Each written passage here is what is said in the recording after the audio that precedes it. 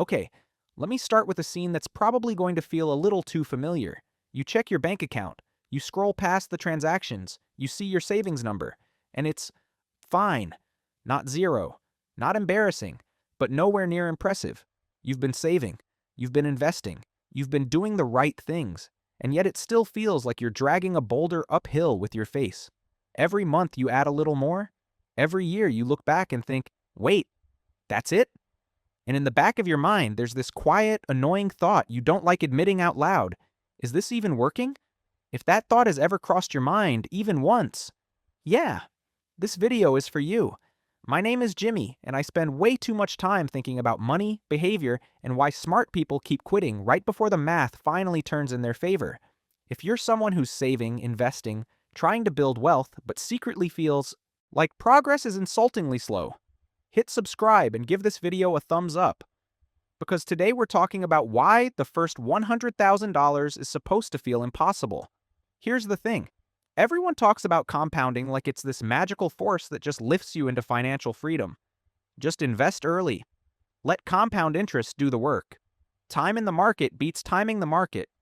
Cool. Great advice. But nobody talks about the emotionally brutal part. The part where compounding barely does anything for years. The part where your discipline matters more than the math. The part where most people quit. And they don't quit because they're lazy. They quit because the feedback loop is broken. Now look. Let's talk numbers for a second, because this is where the illusion starts. If you invest $500 a month and earn an average of 8% per year, which is roughly the long-term historical return of the stock market, after 1 year, you'll have about $6,200. You put in $6,000. The market added $200. Amazing. Life-changing. After 5 years, you've invested $30,000. Your account is around $37,000. So after half a decade of consistency, risk, discipline, saying no to things, the market has contributed about $7,000. That's less than a used Honda Civic. And this is the moment where people start thinking, why am I even doing this? Here's what most people don't realize. Compounding is mathematically weak at the beginning. Not broken, not failing, weak. And that weakness messes with your psychology. Because early on, almost all of your progress comes from you. Not the market. Your savings rate matters more than your returns. Your behavior matters more than your strategy. And that feels unfair because the whole promise was that money would start working for you. But instead, you're still doing all the work. This is where it gets interesting. Let's jump forward. Same $500 a month. Same 8% return. At around year 10, you cross roughly $90,000. And something weird starts happening. Your annual growth just from the market, is now around $7,000 a year. That's more than your contributions in the early years. By the time you hit $100,000, the math starts to flip. Now the market is adding money faster than you are. At $200,000, an 8% return is $16,000 a year. At $500,000, it's $40,000. At $1 million, it's $80,000.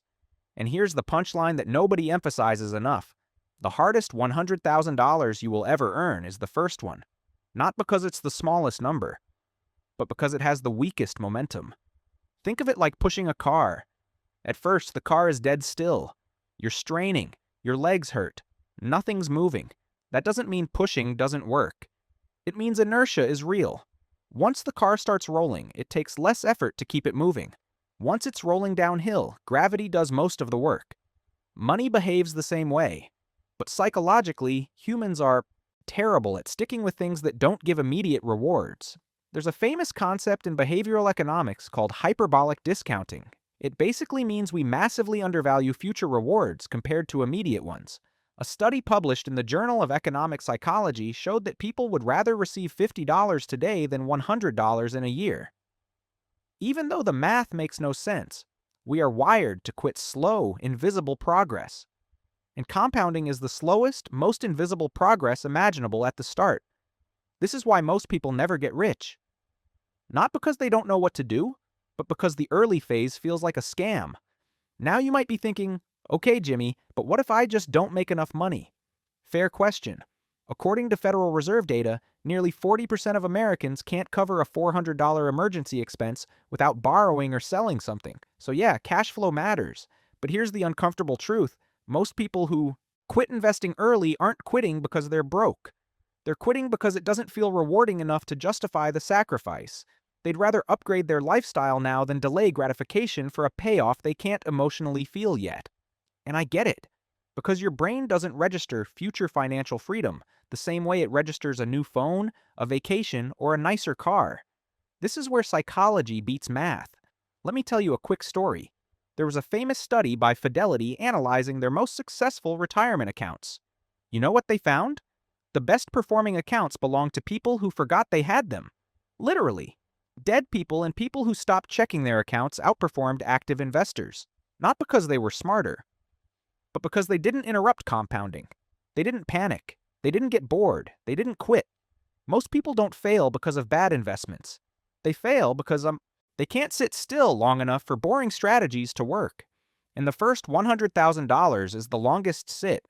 This is why you hear stories of people who grind for 10 years to get to $100,000 and then hit $300,000, $500,000, or $1 million shockingly fast after that.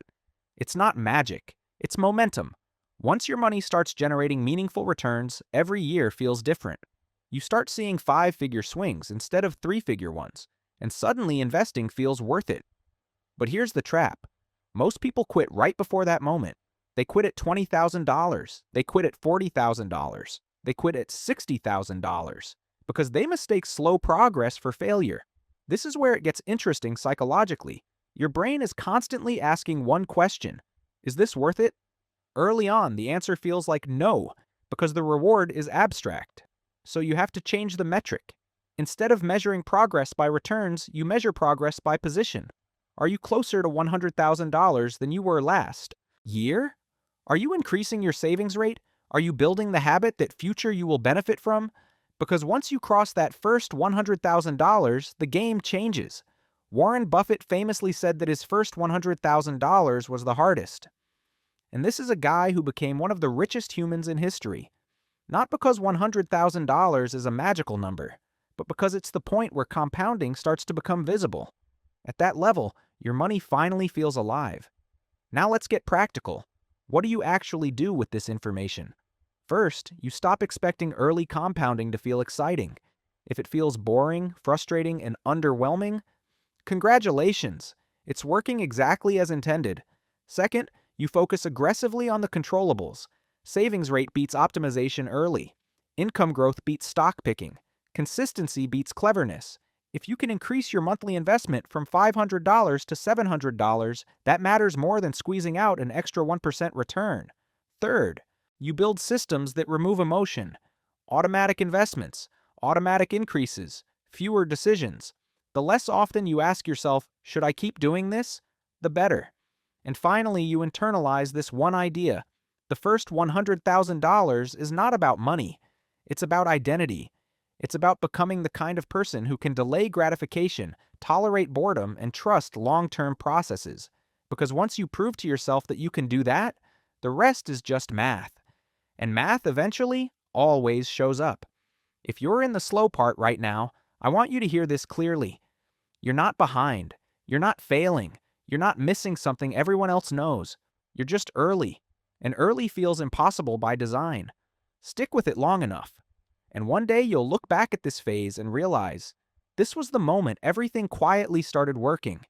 And that's when compounding stops feeling weak and starts feeling unstoppable. That's it. Thank you. See you next time.